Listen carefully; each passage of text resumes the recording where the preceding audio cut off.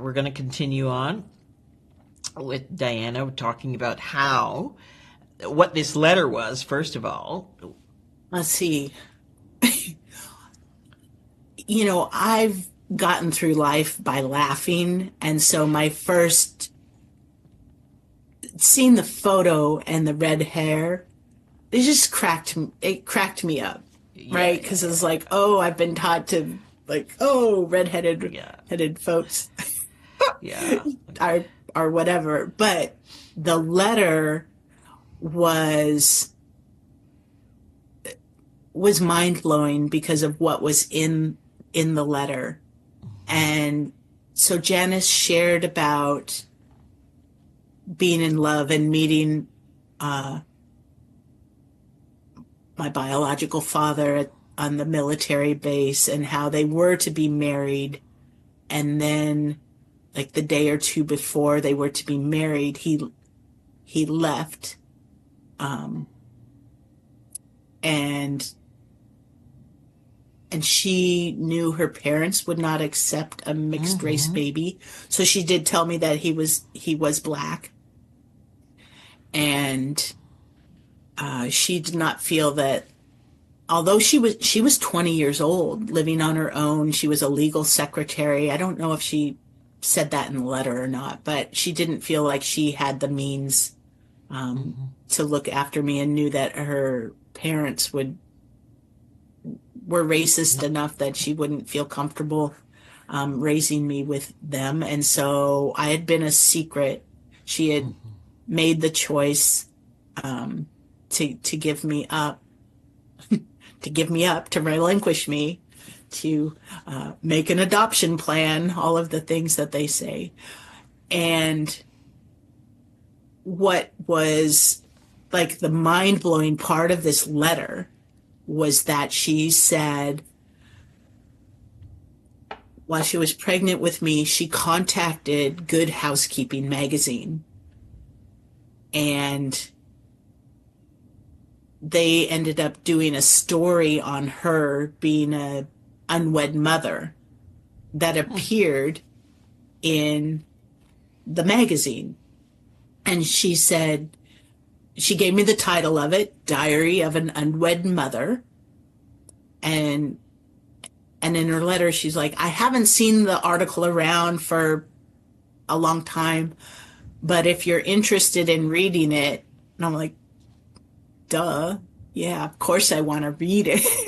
But she said, if you're interested in reading it, I'll look for a copy and send you a copy. Well, guess who's in the Suzzalo library reading this letter? So Yes. as soon as I got out of class, library school, I don't remember what class I was in.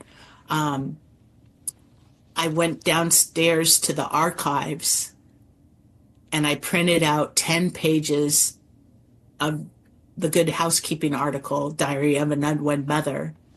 And they had changed the location from the West Coast to the East Coast. They had changed the dates from, like, my birth date is around Christmas, and they That's altered it to be in the spring for like she had to go home for Christmas 2 days after I was born to go to her parents' wedding anniversary or something, some big event.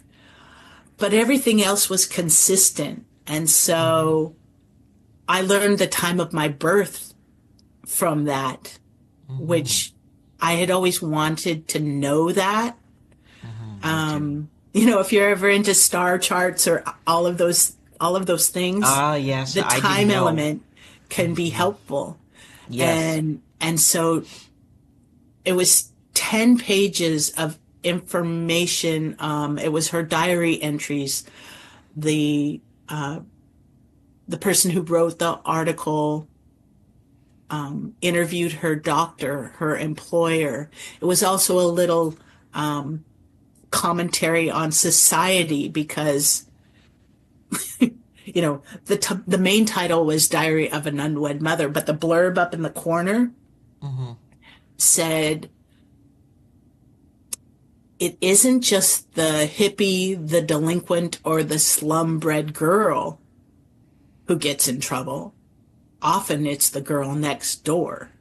You know, this is the story of, they called her So so Sally, I think. so why did she choose to do this? I know she contacted them, but what was the purpose of her reasoning behind this?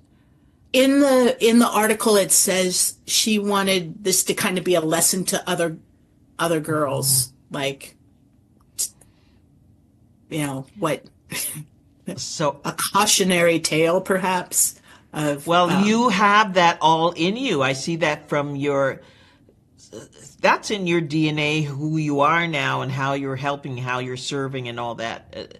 And also with your adoptive parents. So you come by this quite honestly. oh, there are so many overlaps with Oh my gosh. my parents, Yep. That's because amazing.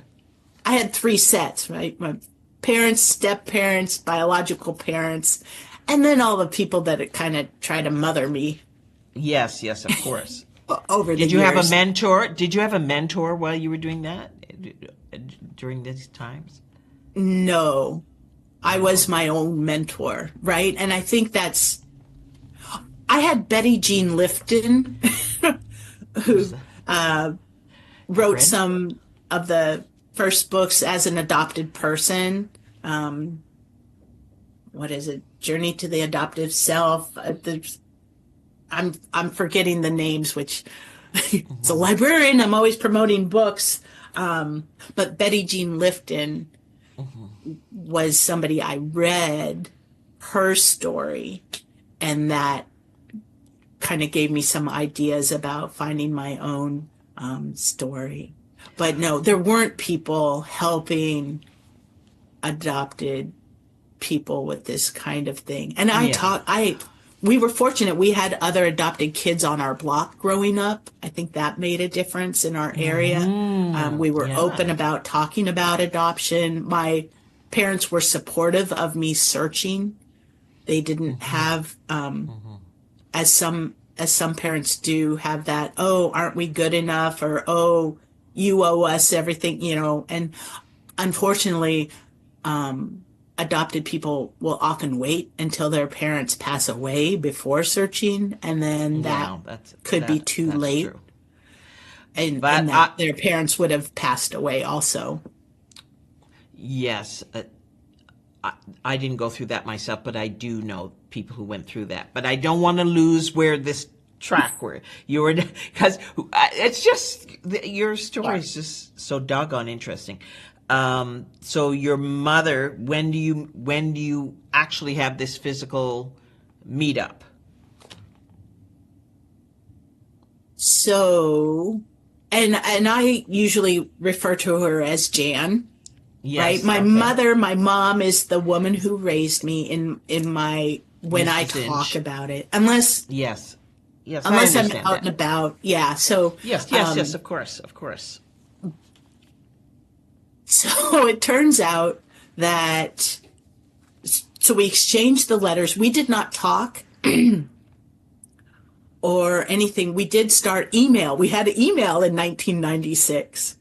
True. And so that's how we were kind of catching up. And she would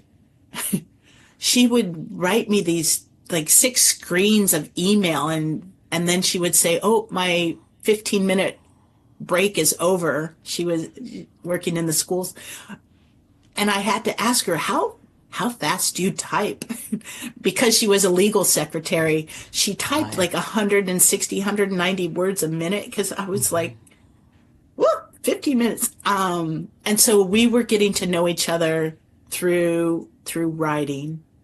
And as it turned out, she was going to be in the Seattle area. She lived in Anchorage, Alaska. And funny fact, she and my brother, from my adoptive family, Shane, they both worked in the Anchorage School District. And they lived about, as the crow flies, about a mile from each other. We didn't learn that until later, but Jan was going to be in the Seattle area, and she was flying in on December 21st, which was 30 years to the day from the only time she got to meet me. I was born on the 20th. They had knocked her out for the birth, as I guess it was common practice to do that. When she woke up, no longer pregnant, the nurses would not tell her the gender of her child. There was no gender reveal there. And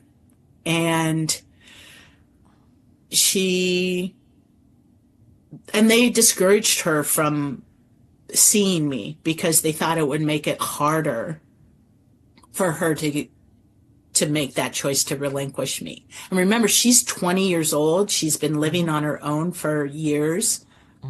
She still has the right to, I'm still her child. And they're not telling her if I'm a boy or a girl or anything, and they're refusing to let her see me. And I had been raised with the thought that she had chosen not to see me because it would have been too hard to give me up, which I can understand, because I was an awfully cute child. But she actually she refused to sign the papers until she was able to see me.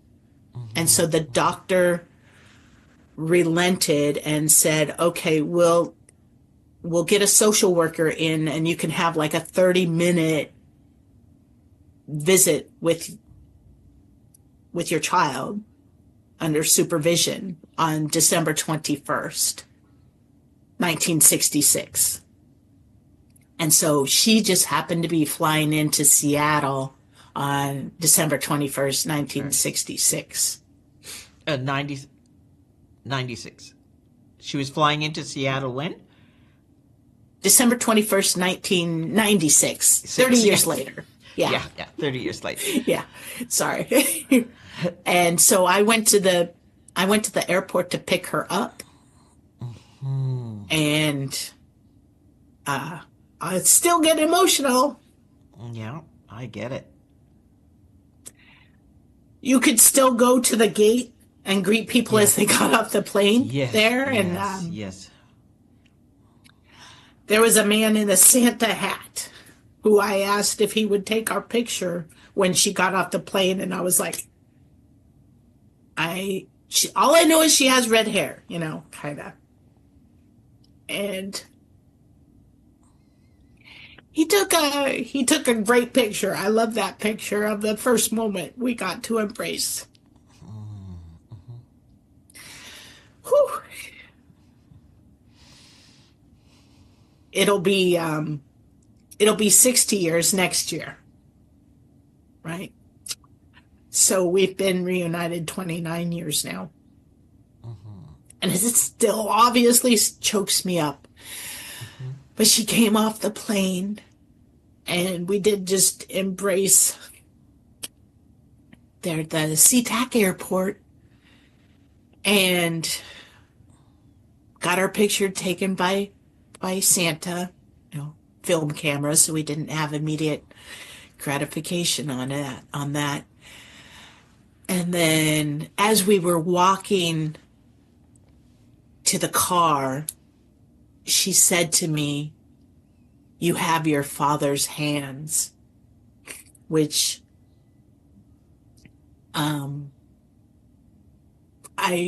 people have complimented me on my hands. They're a little bit more beat up and stuff now. But for her to say that was like, oh, wow. And so we got through that, got to the car, and then we went to Denny's. And we spent maybe 3 hours over coffee and ice cream and French fries, just kind of on our own. And what we did was we shared our stories, shared our hopes, and sort of set boundaries for what we wanted our relationship to be and what we didn't want it to be. And I mean, we actually were just very upfront, and honesty and communication were a couple of the things that we were just like, okay, look, I will continue to have a relationship with you as long as you don't hurt my family. That's Right. basically what it came down to, was like, you know, Because my mother is this person here who's put right, bandages on me and all. That's my mother. You brought me into this world. I love you for that. But you know, right. Yeah. And that was the same with her. In her,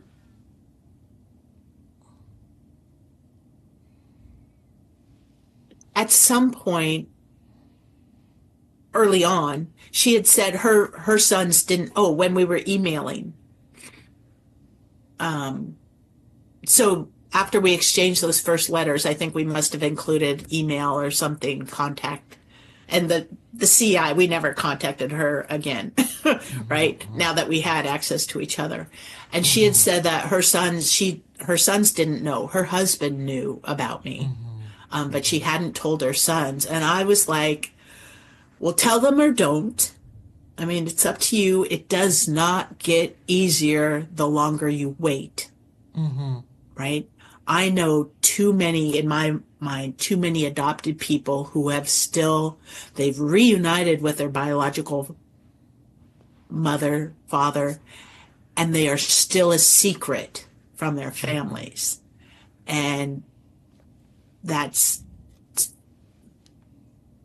so frustrating to still, we are not secrets. We are human beings. while we're on that subject, because I have asked people, do you find the biological mom seems to have the most pressure, the most negative feedback, whereas the father is just If the donor. father even knows he's a father. the donor. So the mother, because that feedback is, how could you do that? How could you do that without understanding? There's a whole litany of things to understand what happens with moms and on whose shoulders we stand and all of that. But Well, yeah, the whole stigma and shame around having sex before marriage, yes, right? yes, And then getting caught, getting pregnant. yes. I mean, this is worldwide, right? The Yes. Magdalene laundries in Ireland, you would ship your daughter off to go, let's just call it a convent, have the baby, and then come back and pretend like nothing ever happened. I mean, that article, Diary of an Unwed Mother, and I can help people locate it. I have a copy of it if later if they wanted to connect with me. I'm happy to share it. But it appears in the May 1968 Good Housekeeping, and it really reflects some of that. But the pressure under the mothers, and Pressure. Yeah. what does Maya Angelou say about people will forget what you say, or what you do, and they remember how you make them feel. Yes. That quote, which I haven't quoted properly, has always resonated with me. And birth mothers from during the baby scoop era, we call it BSE, which is like from the after World War II, the 40s up until Roe v. Wade in the 70s, when there was just such shame around being an unwed mother, and pressure to hide that and not bring shame upon the family, that just sticks with many of those birth mothers. And that's Carol Schaefer wrote The Other Mother and had a movie produced from her book, and we're Facebook friends, so that's kind of cool. And I met her at a Bastard Nation conference in the 1990s, Wow. and she talks about that. And there's a new book. Sorry, I'm going librarian mode. Yes, I can see your, but we have to catch up, Diane. Okay, all right. We have to catch up. So just so we don't lose where we are, Yes. Mom, we're on. We've met. You've talked. You've set boundaries. And Okay. where are you today with all of that? Is your mom Well, so still I here? will say that then I took her out to meet my mom. I took Jan to meet my mom. And it was just lovely to see them embrace each other and then just talk about being thankful for the role each of them took in, having me, raising me, and Who you and are, then who you've become. Look at who you've become, and yeah. right. Well, and they were both educators, right? So they were both teachers. There were a lot of things that overlapped in But where are you in my today? life. Where are you Today, 29, almost 29 years later. Let's see, I saw Jan in California. If at my nephew, so her younger son's wedding. So we're still in relationship. We have a good relationship. She, I've met my half brothers on her side. So she told them They are she was wonderful. able. She told them, and she told everybody, and said, "Okay, this yeah. is what's happening." Yeah, so yeah, so after that email, actually, this is kind of important because she was really worried what her sons would think about her, and I said, tell them or not, and it doesn't get easier the longer you wait. And so she took them out to brunch. The two of them, they were all up in Anchorage at the time. She took them out to brunch, and she told them about their older sister, and she had raised them right, and so they were like, "Mom, we don't care if you have 3 kids or 300 or 3,000. You're our mom, and we love you." we love you. Yeah, that's And beautiful. and times have changed, right? From all of that, and people have kids without being married, and so they were very understanding and were supportive of their mom, and that meant a lot to her and to me, and that they were accepting of me has meant a lot. And I think just human beings, if you get curious about other people and leave the judgment, have more curiosity and less judgment around these things, and it just makes things easier. So Jan got to meet my dad, my stepdad, my stepmom, and everybody, it was a love fest, right? Oh, I love that. That is so. I don't know if it's unusual, but it sounds unusual and Right? beautiful. That's what it feels like. Oh, that happened. You met, because I It don't know can anybody I can happen. hear that. It can, of course. Yeah, yeah. Yeah.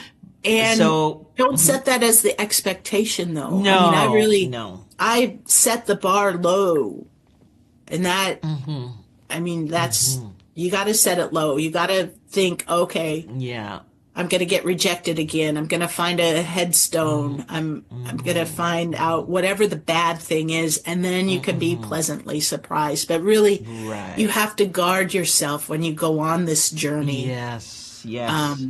And prepare for the worst, hope for the best, and take steps so that you have the support you need We can handle the truth, Jack Nicholson. Well, And it can take support to handle yeah, the truth because yeah, something can start off like a good reunion and then you find out that they're not willing to introduce you to the family. yes, Some of been your there, biological relatives are going to be people you do not want to connect with. So been now that there. you're able to, with DNA, this is before DNA that I met my biological mother, Well, right? yeah, me too. I met mine when I was 31. Uh-huh. And imagine, so that's 1981, somewhere 82, somewhere in there. So, yeah, different era. Born to a woman in the 49 and a black woman coming to Canada and all that. So those stories, you know, on whose shoulders we stand. But I know because we're Sagittarians together. That's what it was. After I heard you say that's why. Because I'm listening, I'm going, yeah. There's so much in there. The humor, the da da da. Yes, but let's talk about your journey this year. So we understand you and your mom are together. Your journey. You had a big journey this year that you talked about. Just finding or meeting your biological father. Yeah. Yeah. That um so I'm going to tie this back. So in her first letter to me in 1996, so I'm reading and Jan is confessing that I'm sorry to say that I don't have any photos of your father. He'd left her at the altar basically. And so she had a moment, a friend encouraged her to purge. So she burned everything, right? And she and I over the years were searching for him because she knew his name or she thought she knew his name, right? There was that when we couldn't find him, there was like, well, maybe he gave me the wrong name. But we looked for him. And then it wasn't until DNA kits became readily available that I connected with members of my biological family. And through through ancestry, I connected with a first cousin. And this is about, I think, 8 years ago now. And I got a message on an ancestry from my first cousin who was like, oh, you just popped up on my matches. I don't know who you are. And of course I know I'm excited and I have to play this cool, right? Because I don't want to spook them. I'm just putting this out there. Adopted people, if you're doing this, you might reconsider saying, hey, I'm adopted looking for my biological parents. I would counsel you to maybe not do that immediately upon connecting with relatives you find from those DNA That's good advice. matching Absolutely. kits, Yeah. because that can shut down, depending on the family, that could just shut Yes. down things and everything will get locked. So screenshot everything before you reveal anything, because sometimes those public trees can go private and you lose the possibility of making connections. So we exchanged information. I knew enough of my story from Jan to ask the questions that would help me. And the question that I loved getting the answer to was like, oh, well, was one of your aunts a nun?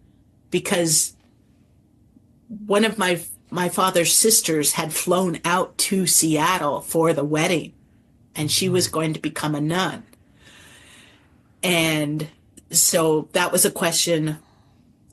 And the answer was, oh, my mom was a nun, Which I just think that is kind of a funny thing to say. Obviously, she had not. She No, she had hadn't been. She committed was to going to that. be a nun, but then yeah, had not followed that path. Hmm. And so I was talking to my first cousin, who was like the youngest of the cousins, Hmm. and then she sent me photos of him, and just seeing him for the first time, and he kind of looked like Lionel Richie. Hmm. And I had kind of hoped that, Sidney Poitier was my my father. That would have been a See, nice. Hollywood. See, I know. I know. Yeah. but yeah, I was able to see him and the family, and learn something about the family history and where we come from, and see family trees, and that meant such a lot to me. And then I think it was a year, maybe a year and a half later, on 23andMe, which unfortunately I believe is declaring Gone. bankruptcy, or is Yeah. gone. Is it Yeah. gone now? I Dissolved? believe it's gone. Yeah. So you might want to get your record shut down, pulled out of there, if you don't want Hmm. They somebody did say that. Yeah. getting your data. I connected with a half sister, and I got to meet her. She actually came up to Oregon while I was at a horse show. There's combining the horses and adoption. She came up, and we got to meet, and that was the first time in 2019, maybe it was 2021. The second time I met her was this May. And on May 16th, that was a Friday, I got a Facebook message from my half sister, and she said, "Call me. Our father has been found." Because we'd been looking for him. Nobody had known in the family where he had been for 10 years, maybe. Uh, he had been a Vietnam veteran, and Vietnam had not been good to him, as it was not good to so many. And Yes. I'm not sure exactly. He'd had a challenging life and had some mental health issues, and had basically lost contact with the family. And so this message, she's like, "Our father has been found. Call me." So I called her, and she said our half brother, who had actually been raised by our father, in a married relationship in the 70s, had reached out to my half sister and told her that our father was in the hospital in Louisiana, in the VA hospital,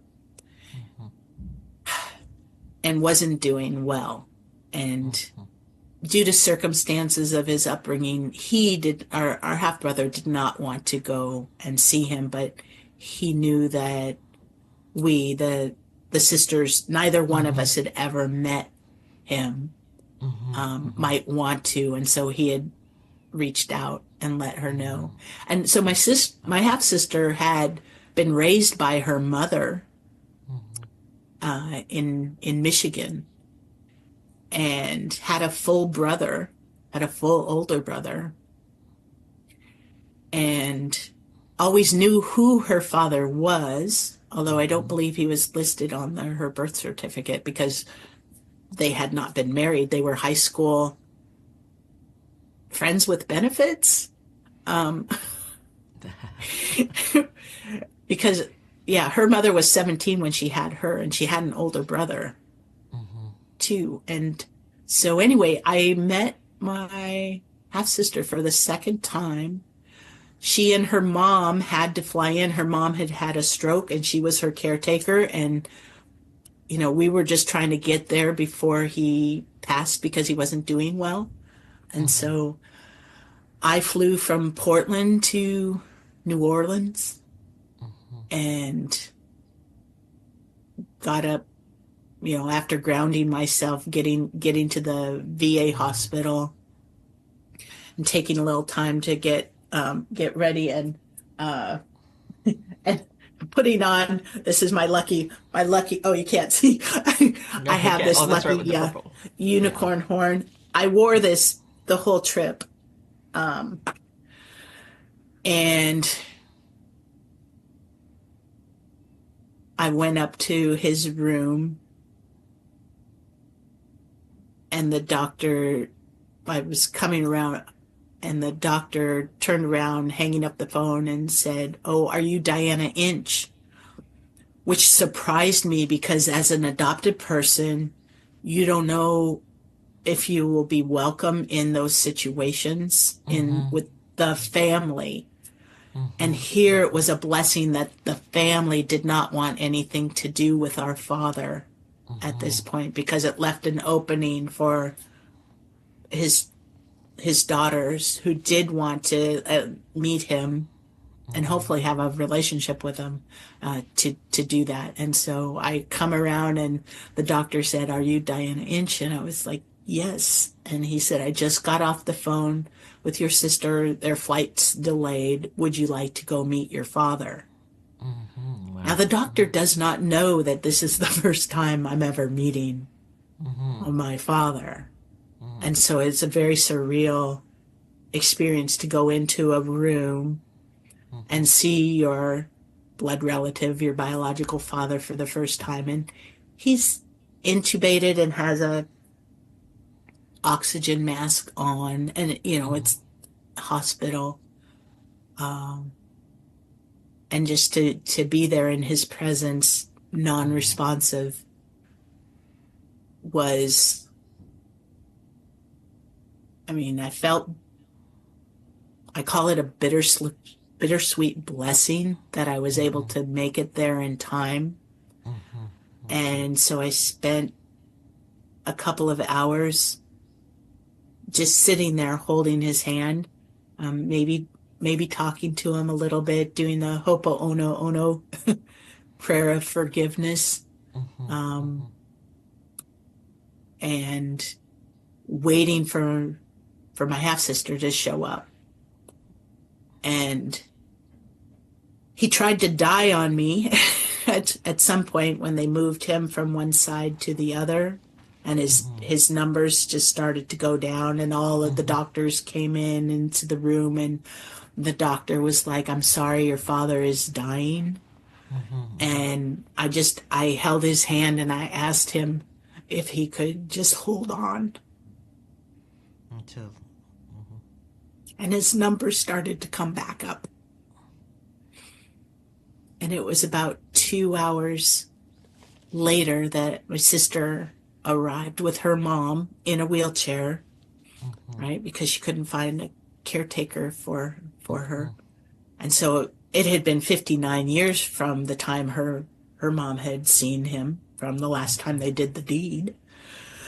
So I don't know what was going through her mind, but I gave my sister a chance. I was like, "I'm gonna leave, and I'll come back in an hour or so." And just gave her space to spend time with him. And then she got in about 2:30, and we were holding a hand. Each of us, my sister and I, were holding a hand when he passed about 9:30 that evening, never having woken up or anything. And yet there had been a change in the energy in the room. Like when I first arrived, he had kind of like a little gasping. And at the end, it was a very peaceful passing. And I was very thankful that I was able to make it there, that we both were able to be there. And I was so thankful that my sister was able to be there, because she had wanted to meet him, and she wanted to have a relationship all her life with him, and it was for her, I think she was more disappointed as an adopted person. I didn't expect I would ever get to have a chance to meet my biological father, because oftentimes you don't know who they are. And so again, setting my expectation very low, anything was a bonus. For her, she had been searching. She knew who he was. His name had been grown up around cousins and aunts and uncles in Michigan, but was always on the outside, was never welcomed into the family because she was illegitimate. And so her story is also very interesting. She was not in foster care or adopted, but very interesting. And I'm going to grab something real quick. I'm going to go away for a moment. I just want to say that when I flew into the New Orleans airport, I picked up this little figurine because our father was a saxophone player. And so I didn't know what I was going to find at the hospital. And so I had this figurine. Now it has fallen and things had fallen off. And so I had to actually glue his head back on recently. But I was able to have my father see his hands, hold his hands, and have him embrace this figurine also. And so since he passed and I took the figurine around, this is kind of my stand-in. This is my yes. transference object. I can't remember. My niece told me it's something, but anyway, he comes around with me, and it sounds like he heard you. I believe just that. Sounds like he heard you, and to have sort of like that peaceful transition is or what you felt was a peaceful transition, and the energy changing and all of that. That's beautiful. Diana, on that note, I don't even know, because I know we could go on for another 4 hours. Can I share just one more thing? Sure, Sharon? absolutely. Sorry. I just want to say that we were keeping our brother, the one who had told us, notified of us about our father's condition. We were keeping him in the loop of what was happening. And so when our father passed, we made the phone call to tell our brother. And that was the first time I'd ever talked to him. And I thanked him for allowing us this opportunity to be involved in this, to have a chance to see where my hands come from and hold his hand. And it was, I don't know if what I said affected our brother or not, because he hadn't planned on coming out. But when we were at brunch the day following our father's passing, over brunch, my sister got a text from our brother saying that he was going to fly out the next day. And so I had flown out on a one-way ticket, right? I didn't know what I was going to find. I had friends who pitched in and got me to be able to leave my responsibilities. And that was taking care of horses and house sitting and stuff, so that I had that chance. And that's where your support network is so helpful. But to know that our brother was going to fly out, I was like, I'm going to stick around and meet him. And we did. And I'll say this one thing. We had a whirlwind 2.5 days of like taking care of our father's things, trying to find the DD 214. This is military stuff. We were going to the military benefits, going to the funeral home, all of these things that we were doing as the three of us all together. And closing out bank accounts, looking through, going through his room. He had a room in a boarding house. And the three of us, having never worked together before, we really stepped up and we were wonderful humans. And at the funeral home, the director said, in order for someone to be cremated, the majority of siblings had to agree to that, to cremation. And so she asked how many siblings there are. And his sister said 5. Yeah. And But brother 3 and were I there. said that we know of. Oh, And then while we were cleaning out our father's room, at one point, brother said, "Thank goodness for ancestry," because otherwise I would be here cleaning this up all by myself. And wow. when I got on the same flight as our brother, and he walked me from where he was getting off in San Francisco to my gate to go take the flight to Portland. And I said, it's really amazing what we did in 2.5 days. And I mean, his eyes just kind of got wide, and he was just like, I hadn't realized, how much we got to know each other under stressful circumstances, but with grace. And he actually, he thanked me. He's an engineer. He was like, he really appreciated my levity and adding to what could have otherwise been a very dark and, I mean, it was serious. We were doing serious things and we were making the best of it. And I think he just really appreciated that I was able to find the humor in things and kind of lighten the load, share the load with the three, between the three of us, or among the three of us. Yeah. And so it Wow. can be done. People, I think if folks can just get over their fear and judgment and be open to meeting people where they are and making the decision, give somebody a chance to, get to know you a little bit. And then if things don't work out, that's okay. But Mhm. I would just encourage people to give folks a chance to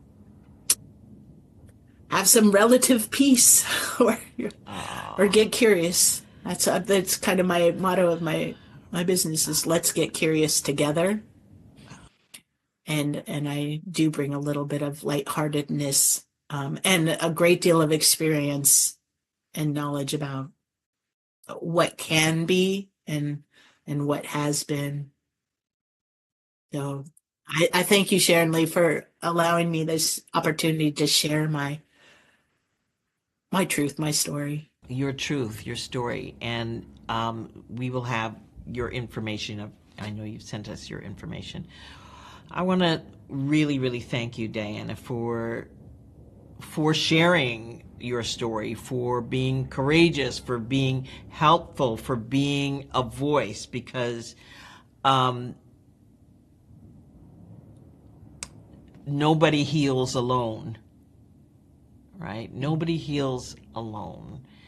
And every voice has an echo.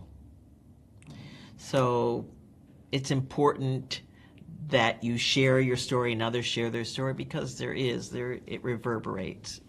We help each other in that. So thank you, thank Yeah. you, thank you, And Diana. and I would encourage people to, especially adopted people, to take action and get involved in legislation that will allow us to get access to our original birth certificates. There are many things that you can do as an adoptive parent, as a birth parent. There's the Concerned United Birth Parents. I was just at a meeting last week. There are support networks out there, and Mm-hmm. healing can be easier with friends, with support.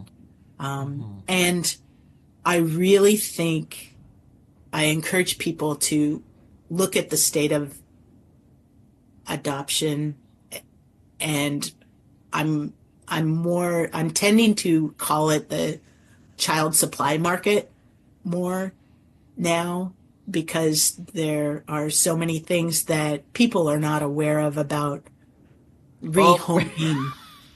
I mean, that's a yeah, whole Riho, different, that's a whole different thing. But that's a people need whole to other story. know, Yes, you yeah, need to come be on aware for that that. those Yes, orphans yes. in Africa are not always orphans. That's The right. children That's adopted right. from Korea were Yes, that's stolen. right. There's a That's right. lot of cover up, and so I want the truth to come out, and I want to help people find their truth and handle their truth. And it's Yeah. yeah, a Well, lot I'm needs going to to be bring you done to on for make it that. Yeah, I want to better bring for you on for you. that separate thing, because rehoming is a whole other thing. That's Yeah. a big, big, big topic.